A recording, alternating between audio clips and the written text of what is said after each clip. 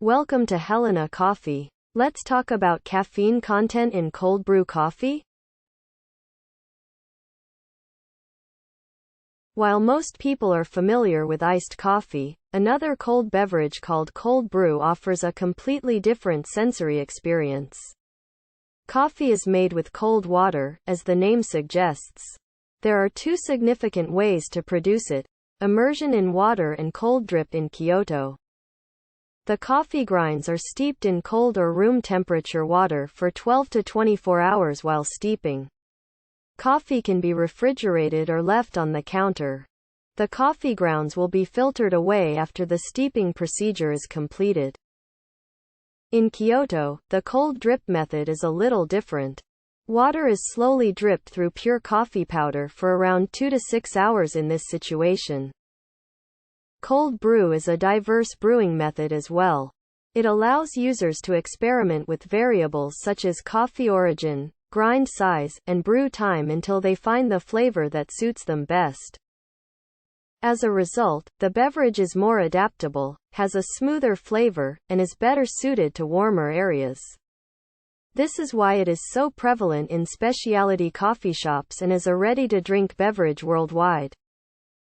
Cold brew coffee is commonly served with ice and is usually produced in a concentrated form. It's light, sweet, and smooth, with slight bitterness or acidity, and it's excellent in cocktails, mocktails, and other cold coffee drinks.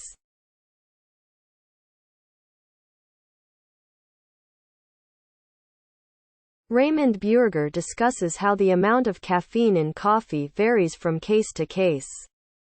The caffeine content is largely determined by the coffee variety more than any other ingredient.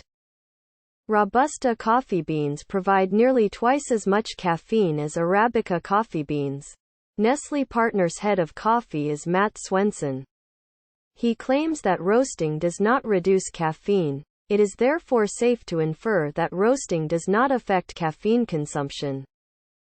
Because caffeine survives the temperature changes caused by roasting, explains Raymond, the amount of caffeine available is consistent across all roasting processes. However, because the roasting process changes the cellular structure of the beans, it is easier to extract the solutes with dark roasts. Assuming that cold brew coffee is 100% Arabica, the concentration of the finished product is a large variation in the caffeine levels in cold brew coffee, adds Matt. His is the total amount of dissolved solids, TDS, in the beverage, by our definition. Ultimately, the amount and concentration of cold brew coffee brewed determines the caffeine content, not the way the beans are roasted or processed.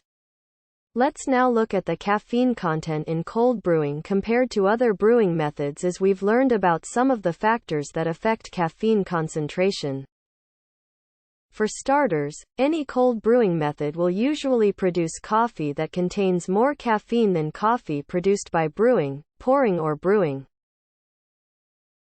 Cold brew is often said to have more caffeine than other brewing methods. However, this is not necessarily the case, continued Matt.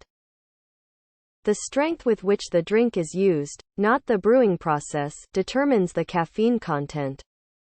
Although cold brew coffee can have 10% to 30% higher total soluble solids than pre-brewed coffee, it is usually diluted before serving. As a result, caffeine levels are significantly reduced. In 5 to 6 minutes, 90% of usable caffeine will be removed by hot brewing. Caffeine content is rapidly extracted in the first 3 hours. Because caffeine can be extracted easily, the cold brew brewing method has little effect on the final caffeine composition of the cold brewing process. Ultimately, the amount of caffeine in a drink is determined by the strength of the glass, not the steeping time. As a result, different coffee shops may offer cold brew coffee with varying amounts of caffeine. So, if you're looking for a cold brew that suits your taste better, don't be afraid to buy home-brewed pure coffee.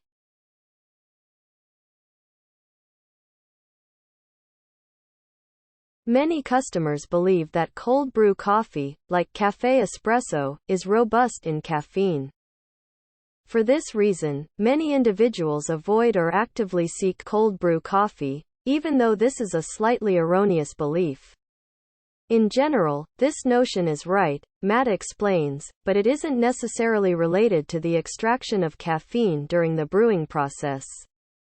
Instead, it's the amount of caffeine in the coffee when it's poured. According to Ray, new customers are easily intimidated due to this misunderstanding, especially when drinking the intense cold brew for the first time. As a result, he explained, we see many roasters carefully selecting the source of origin and using lower final concentrations to manage caffeine content throughout usage. As a result, he explained, we see many roasters carefully selecting the source of origin and using lower final concentrations to manage caffeine content throughout usage. The best and most straightforward strategy to control caffeine is to drink this strength of the drink. Most cold brew varieties use more coffee beans and less water than regular coffee. A cup of cold brew coffee contains approximately 200 milligrams of caffeine per 16 ounces, 473 milliliters. However, the caffeine content varies significantly between brands. A 16-ounce, 473 ml, cold brew from Starbucks, for example, contains 205 milligrams of caffeine, whereas a 16-ounce, 473 ml, cold brew from Dunkin' Donuts contains 260 milligrams of caffeine. 1-2. Furthermore, many factors can influence the amount of caffeine in cold brew, including the 3 trusted source. The number of coffee beans. Caffeine content can be increased by using a higher ratio of coffee beans to water. The portion size. Caffeine levels are higher in larger coffee drinks. Type of coffee bean caffeine concentrations is higher in some coffee beans. The temperature of the water. Cold water extracts less caffeine from coffee beans than hot water does. Size of the grind. Coffee beans with a finer grind has a larger total surface area, resulting in higher caffeine content. Its brewing time. Steeping your coffee beans for a longer period of time increases the amount of caffeine in the finished product.